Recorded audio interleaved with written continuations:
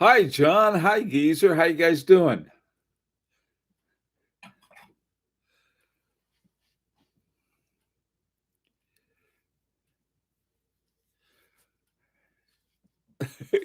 uh, Sound and picture and everything okay, guys? Surviving, yeah. That's all we can do. Oh, I was reading this. Hi, Eddie. Good. Hi, Mark. I'm hoping somebody be pretty late for. Let me see, 4 o'clock, 12 hours. That would be. Oh, would it be 4 o'clock in the morning? I don't know.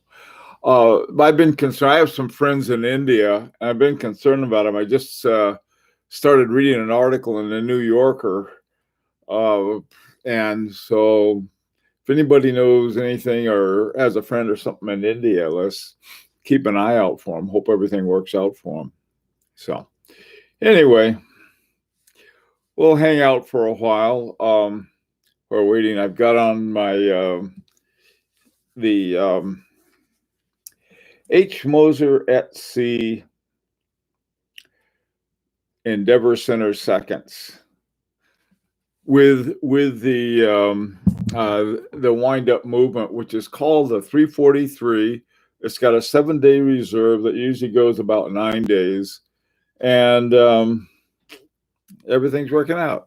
The density and yeah, I know, billion people. It's a lot. Well, China has a billion also. Hi, Watch Habit. How you doing, man? Yeah, there's I have a real good friend. I've known him for he was about 20 years, and I heard from him, and he seemed he had just gone into he and his wife had just got into some isolation. It was sort of driving him nuts, and he's got a computer business, and yeah, I just you just worry about him. Okay, try showing the movement on camera. Which the movement I've got now is this one of the one we built, or the other one. Hi, Junior. Hi, dear Stifle. How you doing? Stifle. Both my dog and I are watching today. Good. Hey, pup. That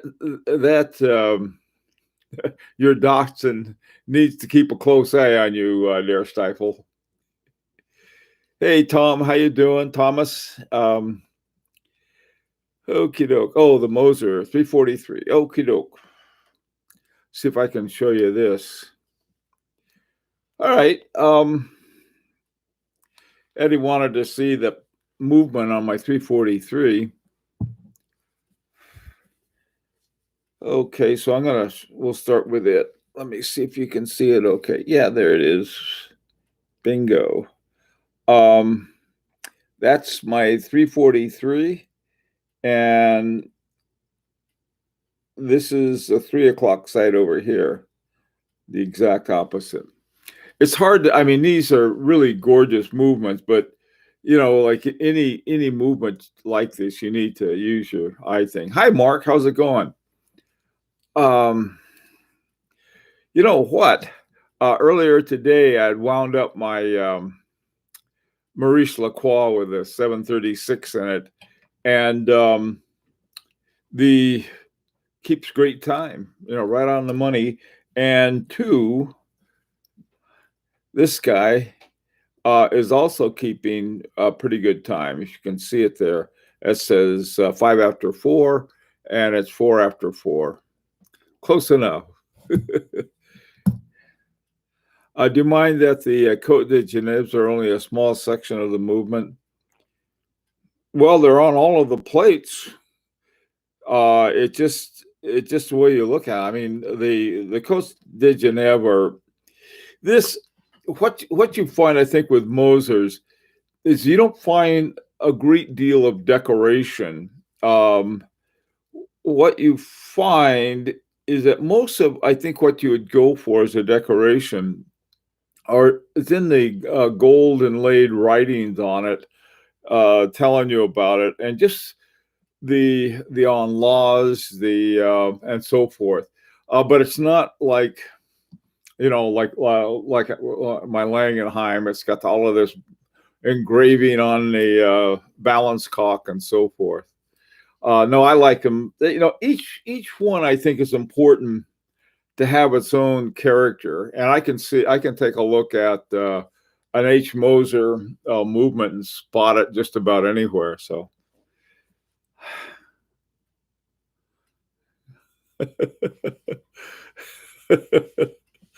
Okay, let's see. Hey, hey, Longshoreman, how you doing? Um, okay. Hi, Andreas. Well, let's talk about the what I realize that I'm going to get one of these automatic things is going to get me. If you could have one between Journe Chronomet Optimum and Tourbillon, what would you take? I would definitely take the Optimum without the Tourbillon any day.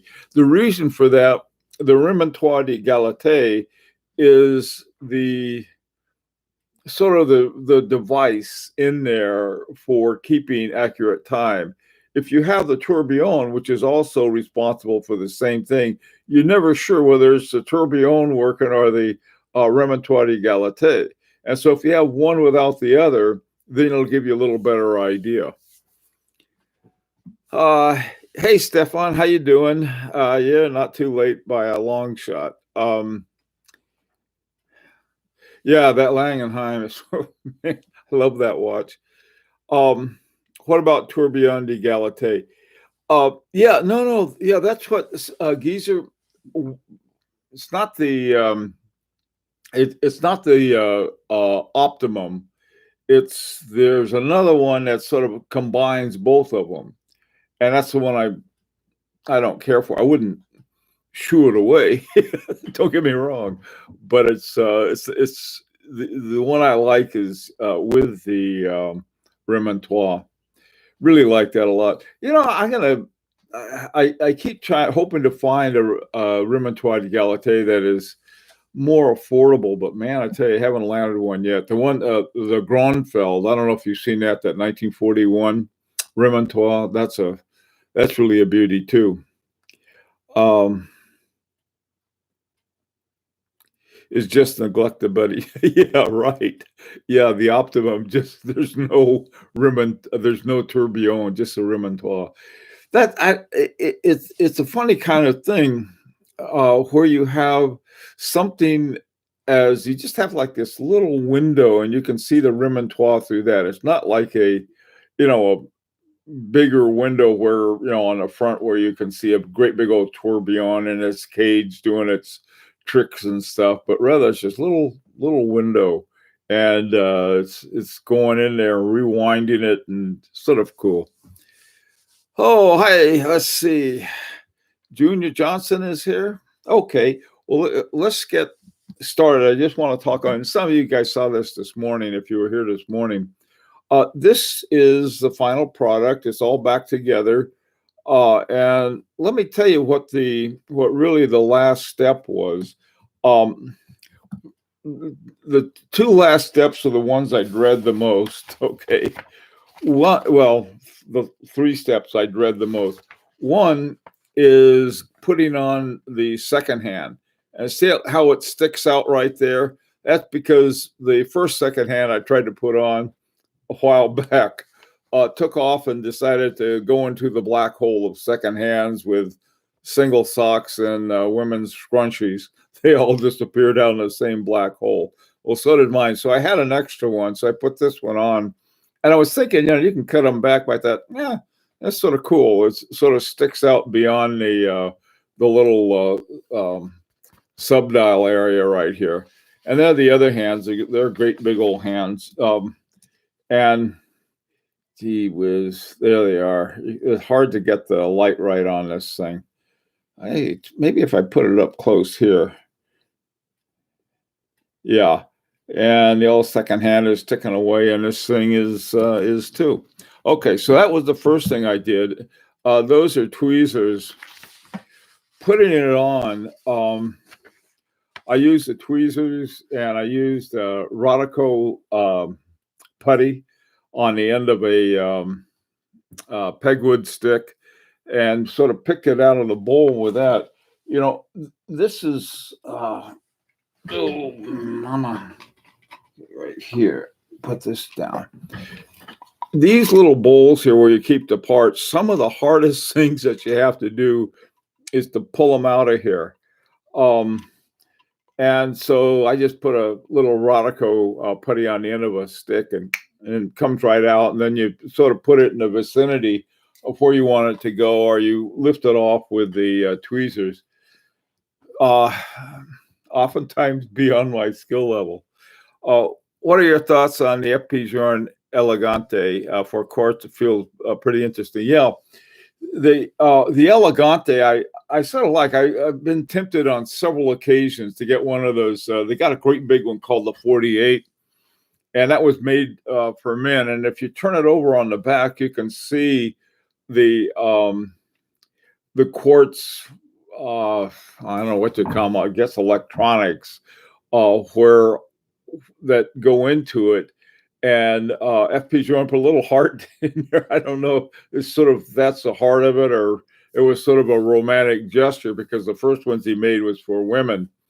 I'm not sure. It's a very interesting one. The most interesting thing about it, for those of you who aren't familiar with FP Journe's quartz watch, is that it's got a little rotor on it. And when you're moving it during the day, that rotor keeps going. When a rotor stops, what it does is it basically moves it into a sort of a rest mode, and it uses almost none of the battery.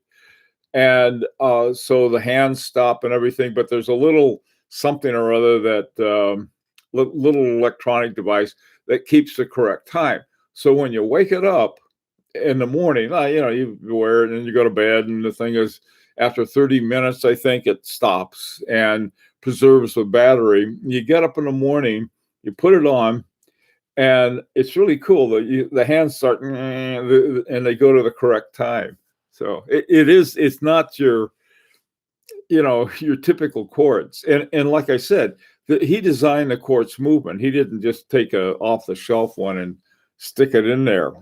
So anyway, Der Stifel, I think it's a really interesting thing. Hey, Mark, I like the dial and hand combination. Yeah. Hey, Jamie, how you doing? Okay. Yeah, the way it catches up on time. I really think the Elegante is a fascinating piece. The 48 is the way to go. Yeah. It's the affordable one, too. It's the only FP Journe I know that is regularly around 10,000. Sometimes it's even less than that. That would be cool. Sometimes too, I do this. I want to watch our type of watch, but I can't get it for me, so I got it for my wife and count that as part of the collection. Okay, so I got the second hand on after getting it into place, and once I got it into place and then just pushed it down with the my hand setting tool. I didn't monkey with the red one where I have the little thing on it. I like to use that for the middle here, but not for the sub-seconds. I don't even like sub-seconds. I don't like any second hands because I really don't use them. I honestly don't, but I know some people, it's really important to. This one here with the sub-seconds, okay, some people say, well, the thing that's important is that your watch is running. Yeah, okay. On what you can also do is turn it over and see if the balance is going. If you have one of those sealed up movements and you can't see anything in the back, I don't know. Hi now, Shed, how you doing?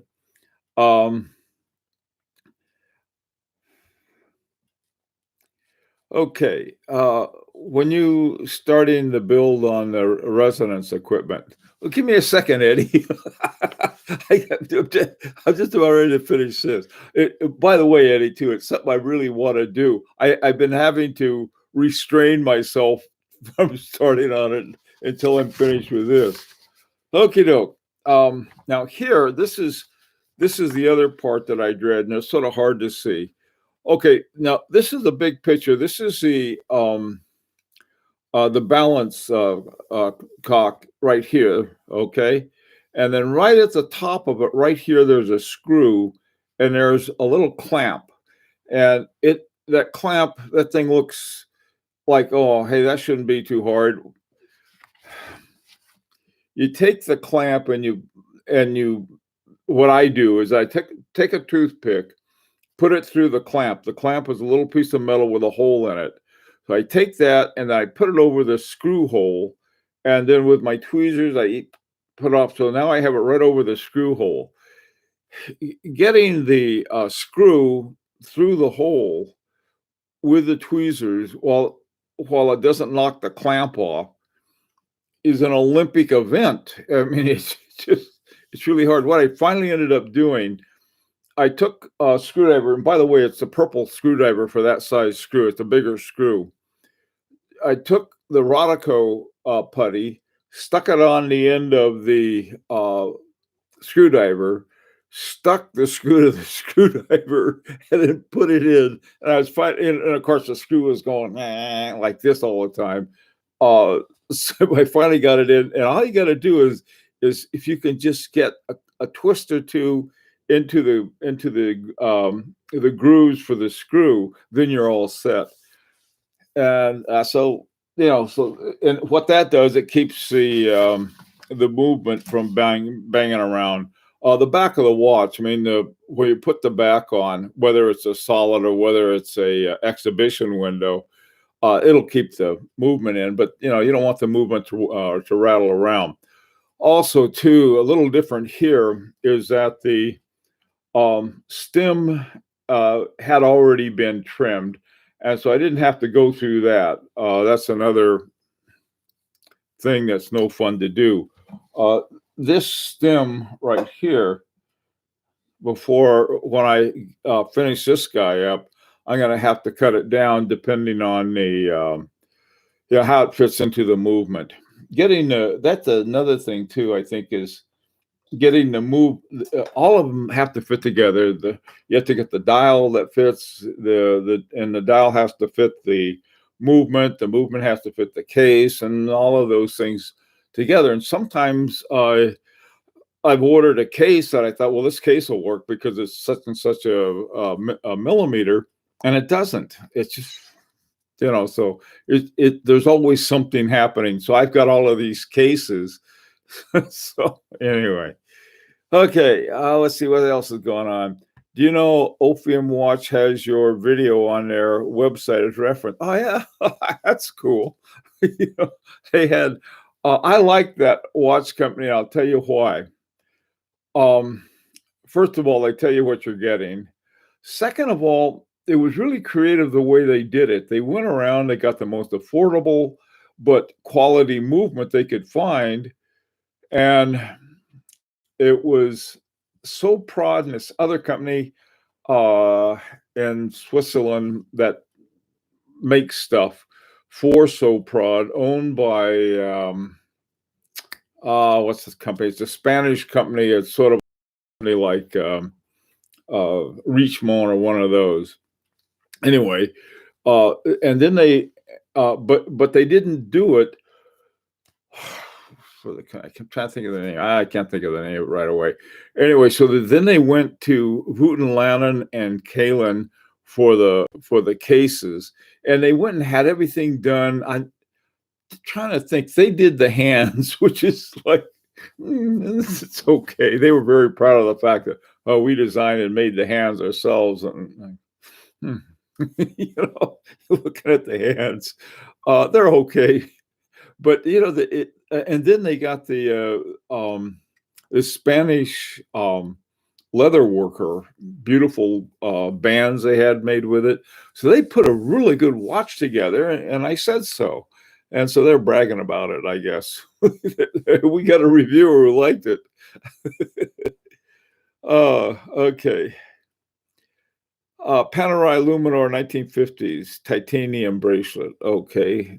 Quick wristwatch. Okay. Um, Opium. They're stifled. The 9F is a quality movement. Okay. Nomos. Okay. You're doing a lot of, you guys are talking about some interesting stuff. I thought I saw one of the Watch Art side videos on Rolf Lang Dresden website too. That could have been true too. There, every now and then I see them somewhere, and that's all right. I mean, the thing is what they call, I guess, social media. Um, you know, if there's some way that we can get collectors to do stuff. Now, I'm sure there's some sites that the last thing they want up there is anything I said about their watch, because it may not have been exactly the most complimentary. I doubt that IWC or Breitling, even Cartier, we don't want this guy's video on our site. And that's okay too. If everybody, I mean, if you like everything, well, and that's my problem. I tend to like a lot of stuff. I try to find something really interesting in things, and it's not that hard. I mean, because there are a lot of really interesting stuff out there. But to me, some of the most traditional ones aren't very interesting. And I don't want to mention any names because people say, "Oh, that's my favorite watch," so I won't. Okay, what else is going on? I thought, yeah, okay, yeah, they have it on. Old Rolf Lang had it there too. They show up every now and then. If I say something nice about their watches, um, yeah, right. April Fool is right. That was yesterday, Mark. That'd be a big April Fool if IWC said, "Yeah, here's what Bill thinks of our watches. Is that why should tell the truth?" That would be my opinion. Okay, so that's pretty much it. It's all done. It's not that hard. I mean, when we break it down. Oh, by the way, the straps. I never bothered to take them off the case in the first place. I mean, after we took the whole watch apart, the only thing I didn't take off were these. And this band is from somewhere. I don't know. There's this place called Pana something or other that used to primarily make Panerai bands, but then they started making all kinds of bands, and I really like them for these watches. Essentially, what they are, the ones I like to get are the leather bands with the gator prints on them, and they cost a lot less because gator straps, they can go, 3, 4, $500, and they're nice. This one has them, but buying them for watches that you're just playing around with, I don't know if there's that much difference. There might be, but I don't know. I've got a whole drawer full of bands that you get tired and you want more bands. Okay. What did I don't know.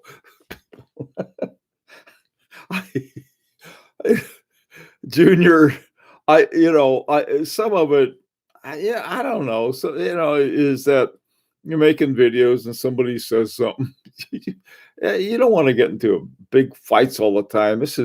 I mean, there was a guy years ago.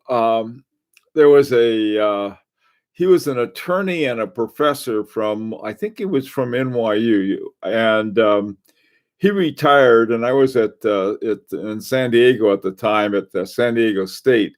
So he comes. I had used one of his articles in one of the books that I did, and so he decides to come down. When he retired, he moved out to San Diego from New York, and he comes down the hallway to see me. And just sort of out of the blue, he said, "You know what?"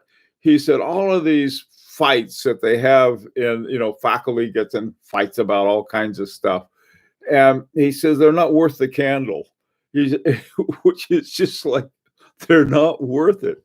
And that's true too with watch collectors. Sometimes they get in these terrible fights, that are really unnecessary. Some people just are looking for, they're looking for it, and sort of give them something soft to hit their head against and leave them alone. But it's just not worth it. What's fun is discovering stuff, and there's so much to discover. My God, when I wasn't expecting anything when I started doing that review of Carl Buchner. And then I found out that they bought THA and they had their own in-house movement done by THA. Or the fact that this is old news and you guys probably know it, but finding out things like Hermes bought 25% of Vaucher. And so all of these kinds of things, there's so many interesting things to find out. There was one that nobody caught on today that I mentioned. There was let me see, who was it?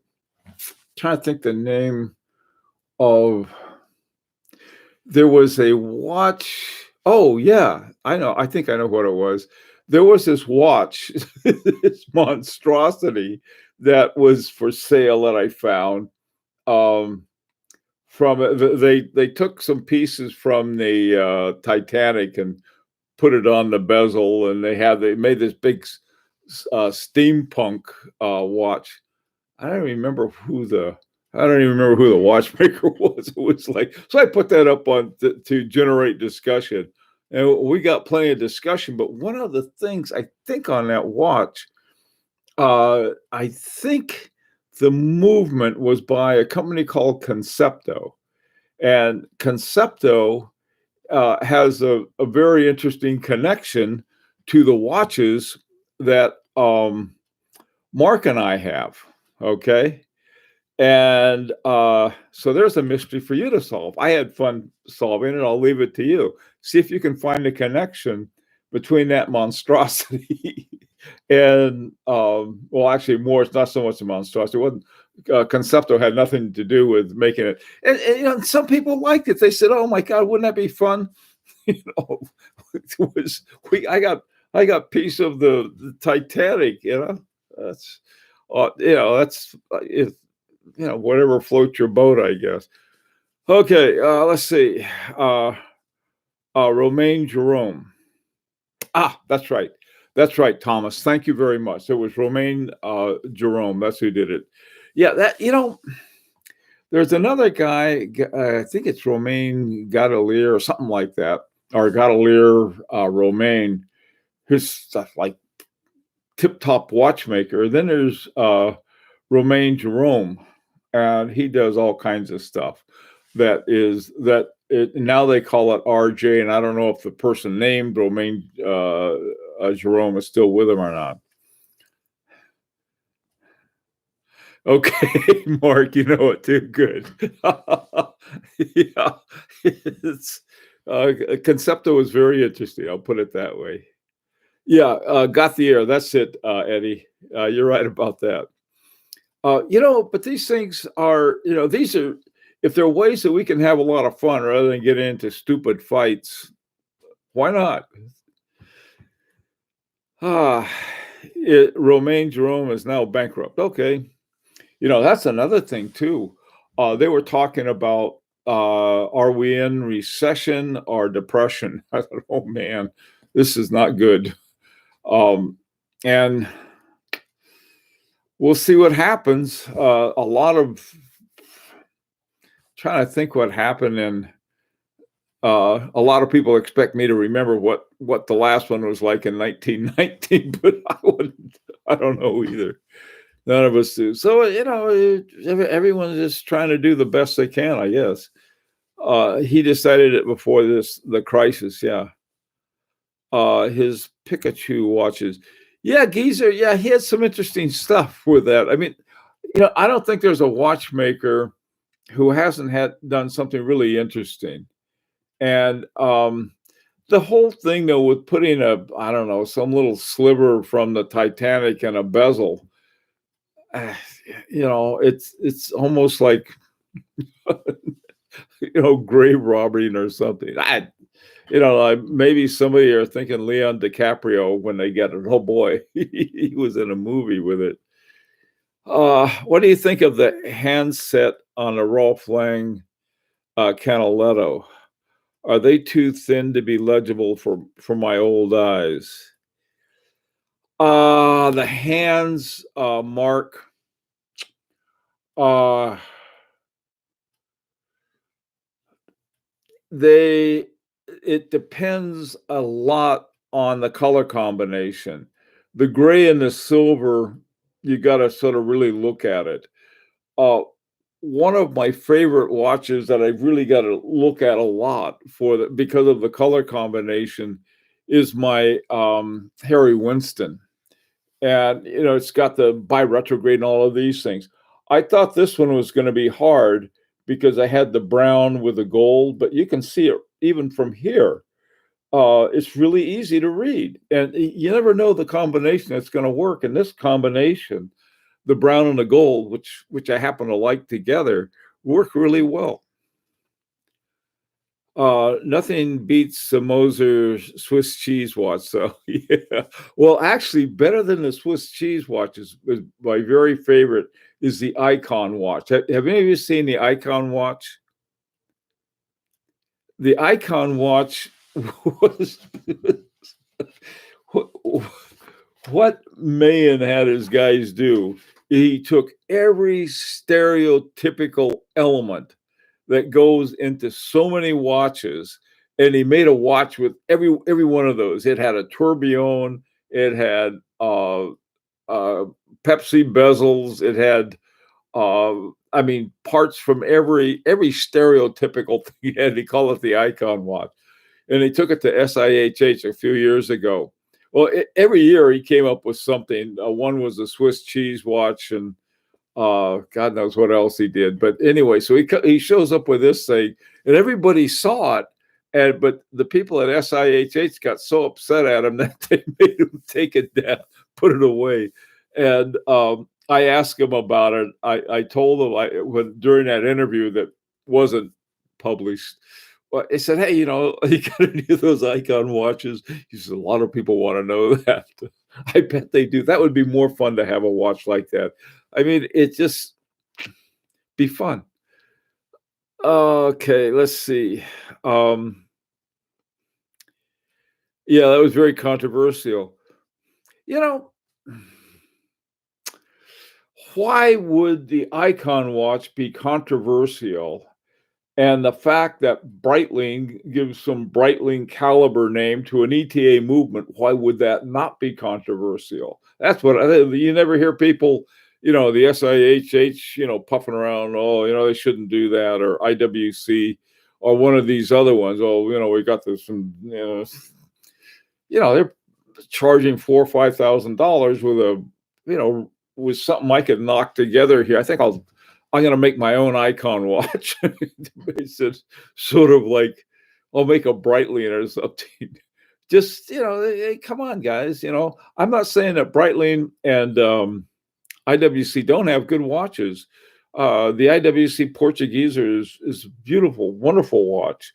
They have them with and without their own movement. The Portofino has mostly somebody else's movements. They ought to call them SEM, somebody else's movements. They got a SIM movement in it. Yeah, on the other hand, you take, speaking of, you got all of these other companies telling you exactly what you get. Steinhardt, you buy a Steinhardt, you know what you're getting, right down to the end. I think Tissot is pretty good about that too. And people say, well, they're cheap watches. They're inexpensive watches. What you have with some of these other ones is that you have cheap watches that are expensive. Okay, I'm sorry. I didn't mean to go start a rant. What was your opinion of the Blancpain Barracuda when you saw it? I'm trying to remember. A lot of people expect huge reactions from certain watches. And I don't react too much, even the ones I don't like. I mean, this is what I don't understand. Some people like they're, I'll get my smelling salts and my fainting couch. What's, I mean, somebody has something really different and they just go, oh, you can't do that.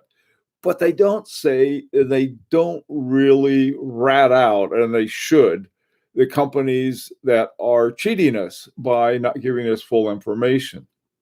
And why would they? To me, it's like somebody says, "Hey, I got an ETA 6498 in this watch," like they do with a Tissot. There's a Tissot, that funny one they had.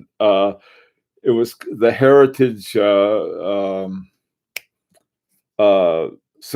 Petit Seconte, that one, and that one was funny, but that's another story on that. You know, they can tell the truth. Why can't IWC? Why can't Breitling? Why can't another company that I really like is Maurice Lacroix, but they've got some dubious names for some of their movements. They're all ML. And if there are certain MLs, that means they're in-house, and other MLs, that means they're God knows what. Okay. I must say that the IWC has great case finishing. I understand why people hate them. I don't hate them, okay? It's the opposite, Mark Kosmala. It's the opposite, and here's why. They have a great history. They have some wonderful designs, but then they got these, I don't know, bean counters or something. I says, oh, if we do this, and then they got the marketing guy and said, well, we don't want to tell them the truth. Those are the guys that screw up watch companies, in my opinion. Okay, not some watchmaker who is trying to build a watch and would love to make something that was creative and different.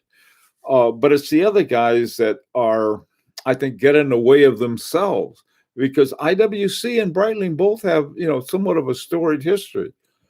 But, that kind of practice really hurts them. Look at happened to Panerai.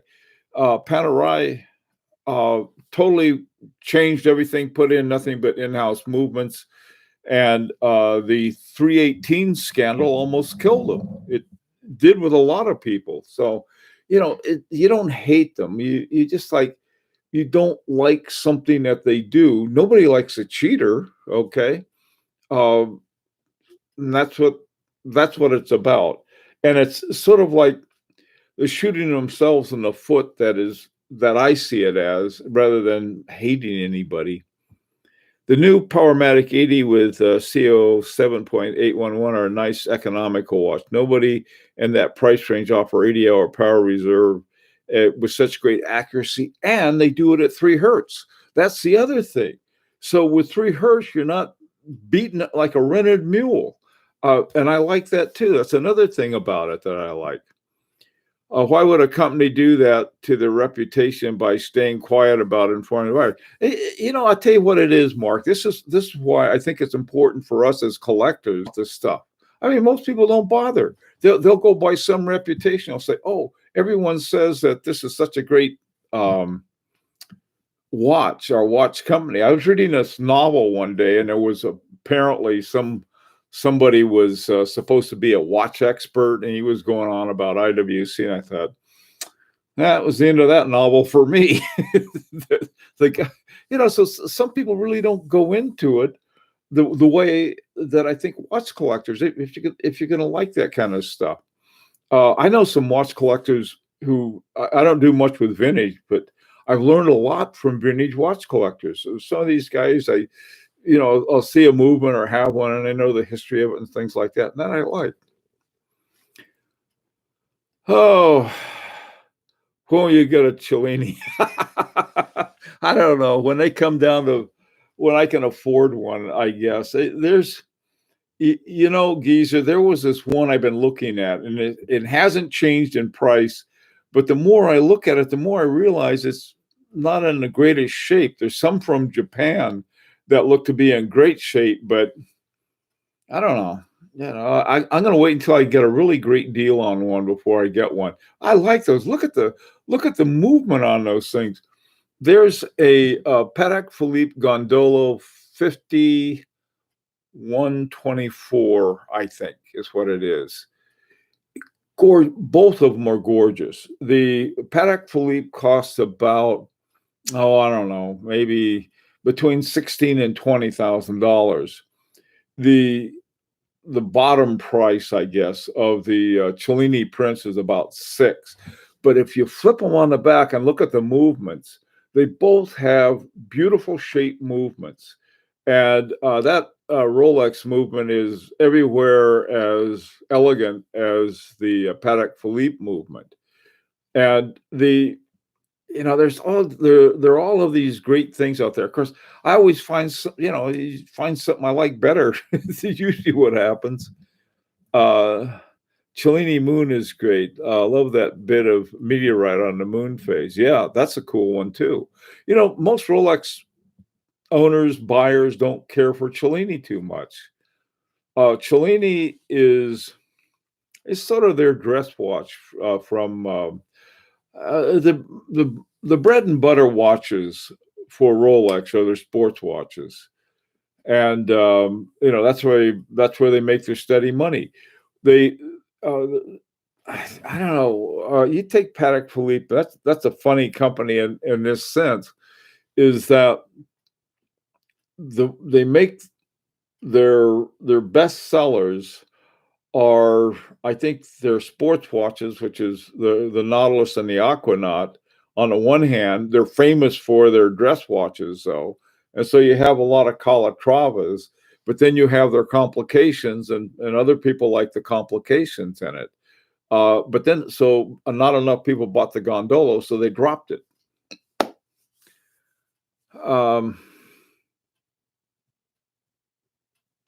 Mark, I'm always in contact with. I'm in fact, the number of dealers interested in making excellent deals are, I think, it's growing by the day.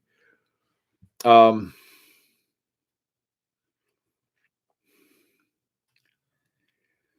okay. Well, guys, listen. I sort of went over time, and so got to run. Oh, by the way, too. Okay, we did a watch project. What would be another project, sort of another this quarantine that we're in? What would be another quarantine project um, that you think it'd be a good idea? Any ideas on that? Now I'm going to make my residence. That's going to be fun. I'll go down and do down in the garage where I have my workbench and work something out. But that's sort of a weird thing, I guess, in certain respects. What do you think would be a good project? Case making. Oh God, I don't know how to make a case, but it is interesting. I'll tell you, for case making, I think the best thing I've seen on that is Roger Smith starting with these rods of gold. I don't know if you've seen that video or not, but it shows how he makes his watches. He starts with a rod of gold and he grinds it out and flattens it out and shapes it and everything. Really an amazing video to see how he does that. Um, but I couldn't, I have my taste in the kind of cases I like, but I couldn't make a case. What about something with dials? Anybody want to? Is something you could do that? Bluing hands, case making, strap making.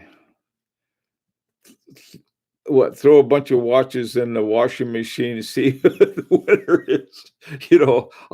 I used to have a thing, a little thing here, a little button I wore that was actually a little electronic device that would uh, alert me when my posture was bad. And that thing went through the washing machine, and it didn't turn out well. It did not have a good ending. Um, okay, let's see. Home enameling. a dial. That's something I'm interested in. I have those brass forms for it. Maybe I'll try that. I've seen some. If you go on online, there are a number of home enameling kits. That might be a fun thing to do. Tour of my workshop. Mark, there is not a chance of the tour of my workshop. That place is it's chaos. So I'm sorry about that. Carving dials. Oh man, I couldn't carve a dial. It's okay. Well, we'll see about. I'll see what it takes to do enameling. I don't do it. I've never done it, but I know there are different kinds. By the way, too, I did a video on enamel dials and went into all of the different kinds of enameling, and it's an interesting kind of thing, and to do it so that you'd have a watch that you wouldn't be embarrassed to wear, um, or is so plain that it doesn't do anything interesting. Uh, to make something really interesting, I'd like to do. One thing that I found is to find a font set.